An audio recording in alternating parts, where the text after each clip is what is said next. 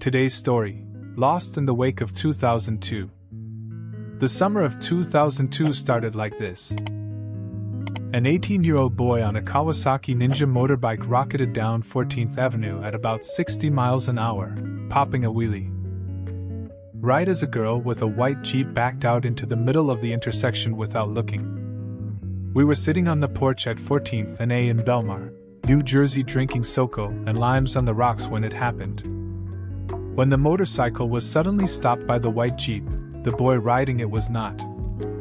We watched him sail through the air like a punted football, somersault forward, and land on his back with a thud.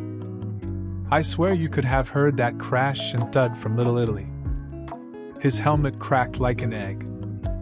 Motorcycle parts went everywhere. Blood spurted from a protruding rib. Legs and arms bent at strange angles. Protruding bone poked at the skin that hung to his skeleton, like hefty trash bags full of sticks. There was a smell of grease and oil, but no burnt rubber. The son of a bitch had never even had time to break. Roxanne, our resident nurse, ran out to give the poor bastard CPR. As she attempted chest compressions, blood splashed into her face. This kid was in a bad way. Pronounced dead on the scene bad. Gratuitous horror movie gore bad. Coming down here for a week, all I had wanted was to have one last hurrah with the boys now that we were graduates before we were off to the races. Jobs. Families. The whole nine. The problem was, somehow, everything was turned upside down. That carefree thing that we had an infinite supply of just a few months before, was suddenly tapped out, like a keg at a college party that just started spitting foam. To be honest, since 9/11 everything had changed, and none of us really knew how or why, just that it was different now. And making matters worse, I did not have the slightest idea what I wanted to do with my life. Still don't. Somehow, knowing, really knowing, it could end at any time, made those choices that much harder. Later that very night, a picture of Jimmy on poster board was placed by the spot where he died. A cross was made with two pieces of hand-rolled construction paper tied in the middle with strings, anchored in the dirt by a round dowel encircled by chicken wire. Dozens of candles, notes, cards, and trinkets were strewn on the lawn. The first candlelight vigil was held that night. There were about 20 family members, classmates, and friends in attendance. By the end of the holiday weekend, they were more like 50 people strong. This was the immediate effect of one dumbass who bit it in a tragedy of his own making. But let's be honest, this kid died because he was being a major league douchebag.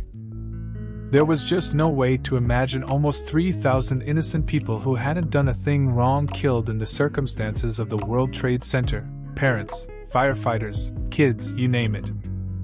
While the first night's candlelight vigil was going on, I turned to Bob and said, "I don't think I am going to get a motorbike after all."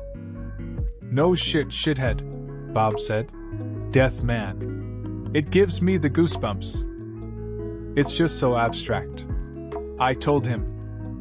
And the thing was, being 22 years old, death was as far off for us then as the planet Pluto, an impossibly far distance. But now, it's right around the corner. We are not long for this world, brother man. Collect all the money in the world. It won't help one bit when it's your time to go. Bob concluded. This was a particularly prescient statement considering that Bob wouldn't see another birthday. Ryan James studied economics. He worked for Red Bull, and he was an adrenaline junkie. I'm Jeff. I studied philosophy. I did my dissertation on the existentialists, but I am in sales, high-tech electronics, servers and such. Had studied business. He is in finance. Worked for Lehman Brothers. He was supposed to be in the World Trade Center that day, saved by a stomach bug. And James, well, James sold knives. Cutco knives. No shit. And banged anything that moves. Bob studied marketing. He worked for Pitney Bowes. Sold mayometers. The poor son of a bitch actually contracted anthrax the year before.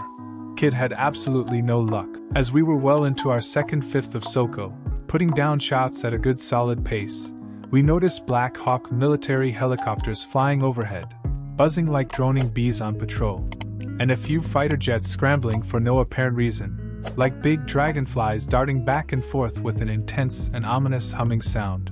"See that?" James said, pointing up. "You never noticed those before.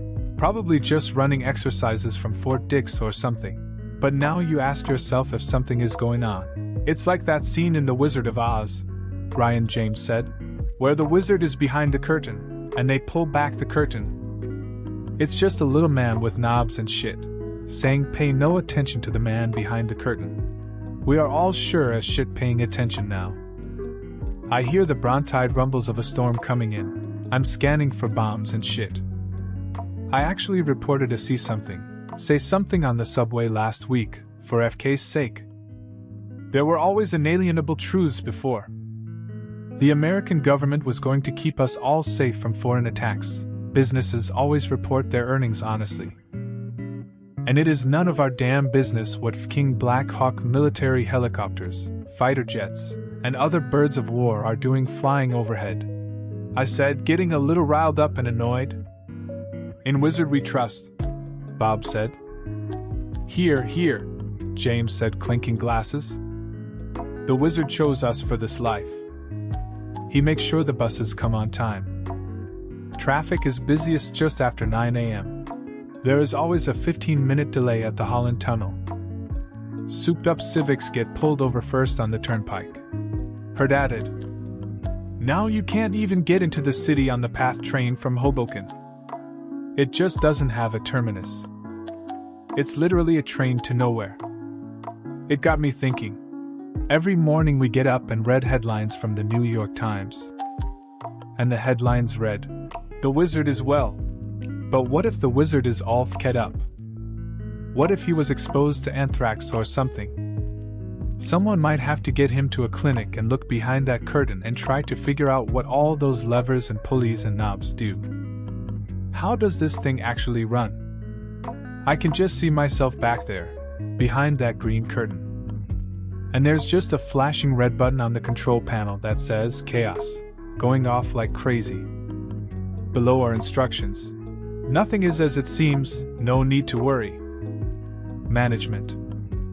There is a Simpsons episode where a flashing warning light comes on. Instead of saying fasten your seatbelts or turbulence, it says Godzilla. The monster is holding the plane and the captain comes on to say, Godzilla usually lets the plane go around 35,000 feet. That's kind of how I feel about everything that's going on right now, you know? I ask. Right, James says. It's Godzilla time. You boys ready to go out and cause some trouble? Sunday, July 2nd, 2022. We didn't know it then, but James and Bob, who had been in the National Guard, would head off to Afghanistan in October of 2002 and would get blown to Kingdom Come by an IED. Ryan James and I are at a bar in Bayonne, New Jersey with a bunch of much younger girls, doing round after round of green tea shots. For FK's sake, Jeff, I don't drink like this anymore, Ryan James says. The hell you don't, I say. I see your Insta feed with all of those trips to Red Bull's sporting events. I guess you're right, Ryan James said. I know, you've got 2 young ones at home, but I'm still a bachelor, I say. So are we going to the city to the Blarney Stone to throw down a few pints to remember James and Bob or what? Ryan James says. We call an Uber to head to the PATH station. Once there, we take the World Trade Center train down into the newly rebuilt World Trade Center station.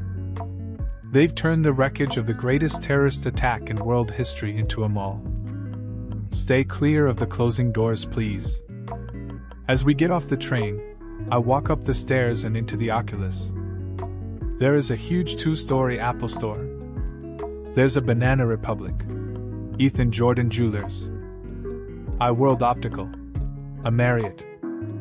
I mean, you could literally come in for a latte, get an eye exam, get fitted for some readers, buy an engagement ring, and reserve a room to hole up for the night, all without leaving the Oculus. It is one of those things that always seems off to me. Tragedy and commerce. doing a little dance. The one growing out of the other like poppies springing up amongst the graves and headstones, row by row. Thursday, July 4th, 2002. Hey, shithead, Bob said.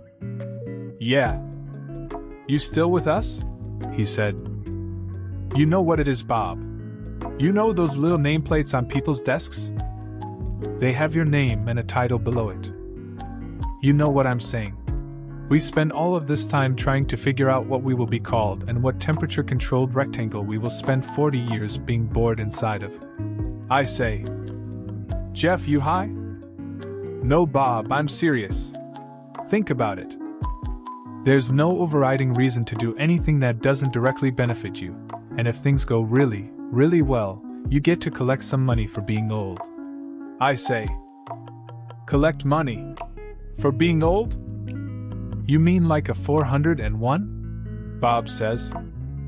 Exactly, I say. And Ryan James walks up to us. Can we just say, for the record, my girlfriend is the coolest chic on earth? Ryan James says, beaming. Why's that? Bob asks. I don't even understand what these girls are doing enrolling in college. My girlfriend came over today to pick up my laundry, my FING laundry. She's got a 3.8 in finance, and she comes over to my dirty apartment to do my laundry, bro. He says. Maybe. I don't know, Bob says. She's trying to tell you that you smell? So, you're telling me she actually touches your dirty, filthy king underwear, and folds it in little piles, and delivers it back to you? I say.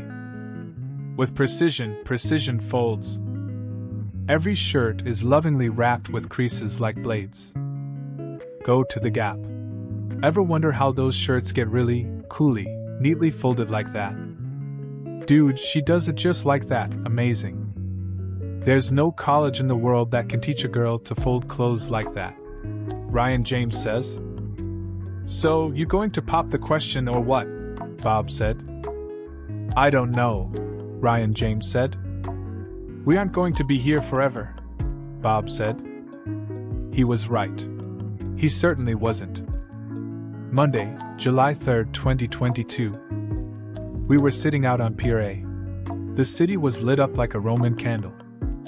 A light summer breeze wafted up off of the Hudson River with a fresh, "How you doing?" attitude. I looked across the river at the tall spire of the new One World Trade Center. It looked a bit like a lance, the kind knights used in jousting tournaments. Come to think of it, it looked more like a rocket, the SpaceX ones, enormous with oddly hard angles, ready to blast off in a rumbling roar chasing the heavens. There were food carts along the promenade. Families with young kids had come out with the little ones sitting on their father's shoulders, holding their mother's hands, or being held aloft with little pink fingers pointed at the sky. People with coolers were dotted across the lawn on lawn chairs and varicolored blankets. They were drinking hard seltzers, mixed drinks, and Budweiser beer with requisite koozies. There was the smell of grease and smoke from the barbecue. A sweet acrid bite of propane and leader fluid. The clouds were floating in the sky like driftwood bobbing in the tide. The whole world was still and calm and at the same time festive. It would scarcely occur to you that if you peeled back the wallpaper of this world, there was another world behind it, an eternal realm that no man, woman, or child on this earth had ever seen or really knew anything about, and for 20 years now Bob and James had been living there, like the silvered linen of an old-fashioned movie screen catching the beams of a projector, catching the shadows of dust mites in its technicolor paint. You could tear it, and then the projection would just hurtle off into infinity. I wondered if they could see us down here, from where they were, if they could see us foolishly scrambling about like the little Jack Terrier chasing a frisbee on the lawn, with no more idea what we were doing than the aimless wind that blows where it wills. And then one day, we'd all be boarding a train to nowhere, or somewhere, with a one-way ticket, and a final boarding call. Some sparklers crackled and fell like hose water sprayed out of a sprinkler, kids running through it screaming like banshees. The whistle of 3 or 4 more rockets shatters the stillness of the night. Over by the end of the pier, the Macy's 4th of July show is getting into full swing. Screamers are howling, then cracking and spiraling down in parabolic curves. Ruby-red Catherine wheels are cracking and bursting into apple-like red globes that fizzle and dissipate to ether. Where do those bright flames go? Do they really fizzle out and disappear completely? Or do they leave an imprint in another world, just beyond our grasp? Friday, July 5, 2002. After a riveting game of strip high-low with some girls from Bar Anticipation, those of us who still have some clothes left shed them, and we all disrobe completely. James, Bob, me, Ryan, James, Dawn, her roommate Noelle, Kelly, and Michelle. Street party! James yells out. James hands out pink and green punky hair dye. We spray it all over each other's bodies like Indian war paint. The 8 of us scream and howl and run naked down the block and a half to the ocean, oohing and eyeing as we skip past passers-by on the street and boardwalk. We yell each other's names and laugh from the deep wells of our lungs, and nearly trip and fall as our feet scramble over little stones and pebbles on the asphalt. I dive into the wake and feel the cold shock and rush of the salty water rushing past me and invading the heat of my being. I feel a clean and clear jolt of adrenaline that I can taste like metal in the back of my mouth. Dawn swims up next to me. As she treads water, I can feel the water currents from her movements. The tide lifts us and drops us like bobs on a fishing rig. I know she is naked next to me, inches away. I can feel the heat of her thigh against my thigh even though we are not touching. I can imagine the dampness of her. The imagining of what is below the waves is more visceral, more real, than anything above the surface. In the chill of the night, her lips are bright and strawberry red against the contrast of the paleness of her drawn white face, painted with just a hue of rouge from the day's sun. Looking into Dawn's eyes, they are slatted green gems. The tiny flecks of brown seem to me like train tracks, drawing me in toward a vanishing point in the horizon, at the end a long black tunnel. Like the kind an old Victorian steam train draws through, a train to nowhere. I always remember that night with Bob and James and how we went to the International House of Pancakes at dawn after we all laid out all night in blankets and beach towels and had a bonfire on the beach. I remember laughter. I remember the cresting waves of summer, drawing us out to adulthood, pulling childhood and innocence forever out to sea, creating a rift in our destinies, sifting us like grains of sand, wave upon wave, a steady train of waves. An onslaught of turbidity, a murky, dark unknowing void, an endless space of life-giving possibility, a canvas of stars. A graveyard of drowned and muffled possibilities, sunk and forgotten, at the bottom of the sea. A crisp blade of moonlight toward the horizon drawing out a long yellow track to infinity. The entire vastness of the sea, all in all. A train to nowhere. If you've listened until now, make sure you like and subscribe, so you'll know when the next story comes around.